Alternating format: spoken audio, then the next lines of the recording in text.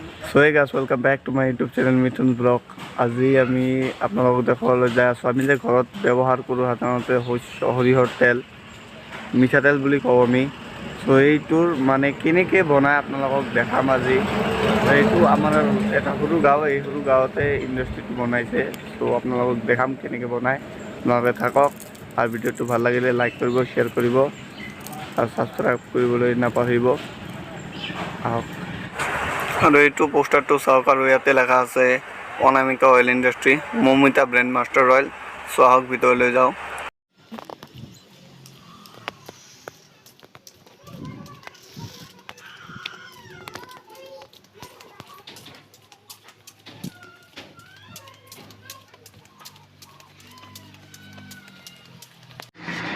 চ' এই গাছ ফাইনেলি আহি পালোঁ এই কাৰখানাত, সৰু সৰু এটা কাৰখানা য'ত আমি ব্যৱহাৰ কৰা মিঠাতেল মানে সৰিয়হৰ তেল ইয়াতে বনোৱা হয়। তো আহক আপোনালোকে দেখাম কেনেকৈ বনায় এই সৰিয়হৰ তেল। কাম চলি আছে, ভালদৰে দেখাই দিছোঁ আপোনালোকে।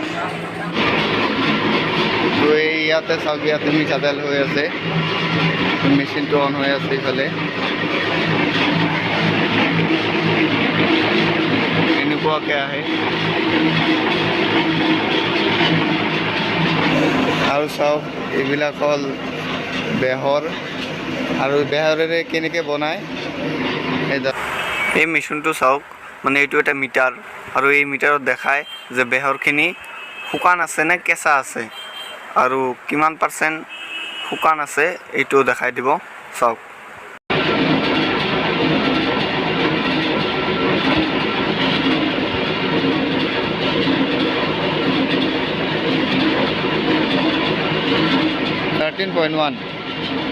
মানে এনে কিমান মান থকাটো ভাল, কিমান পাৰ্চেণ্টৰ পৰা কিমান পাৰ্চেণ্ট?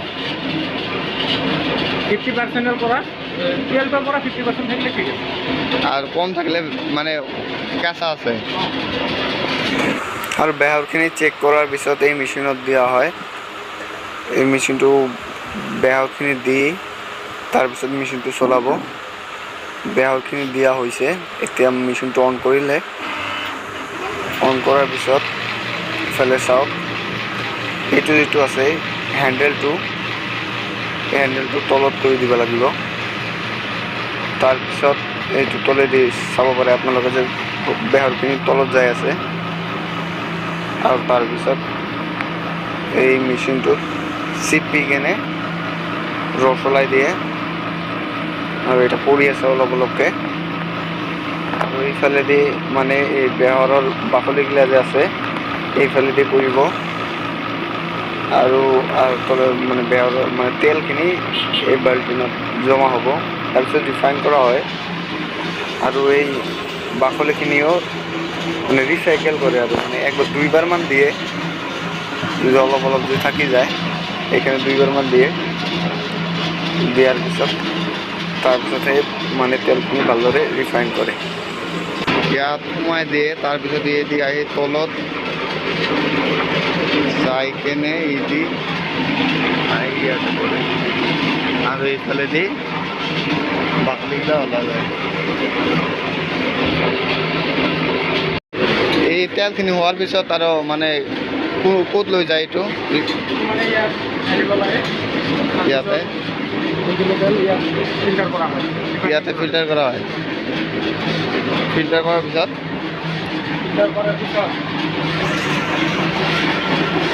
ইয়াতে যাওক, ইয়াতে ফিল্টাৰ হৈ আছে তেলখিনি।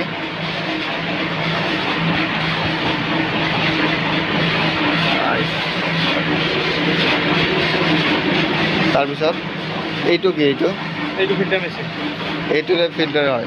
তো চাওক, এইটো হ'ল ফিল্টাৰ মেচিন, আৰু ইয়াৰ পৰা ফিল্টাৰ হৈ এই পাইপেৰে আহি মানে ইয়াতে আহি জমা হয়, এই বাল্টিত আহি জমা হয়। আৰু এই বাল্টিত জমা হোৱাৰ পিছত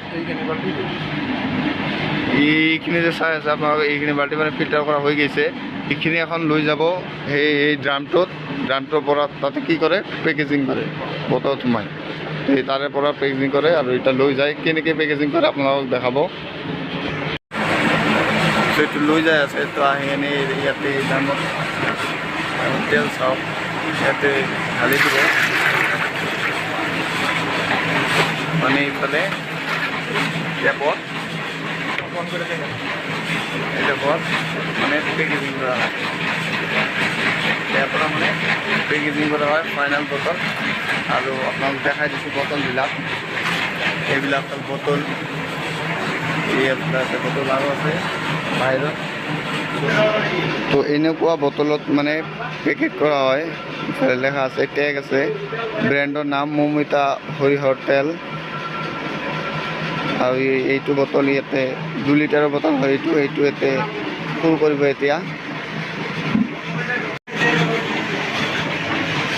তো কেনেকৈ ভৰোৱা হয় বটলটো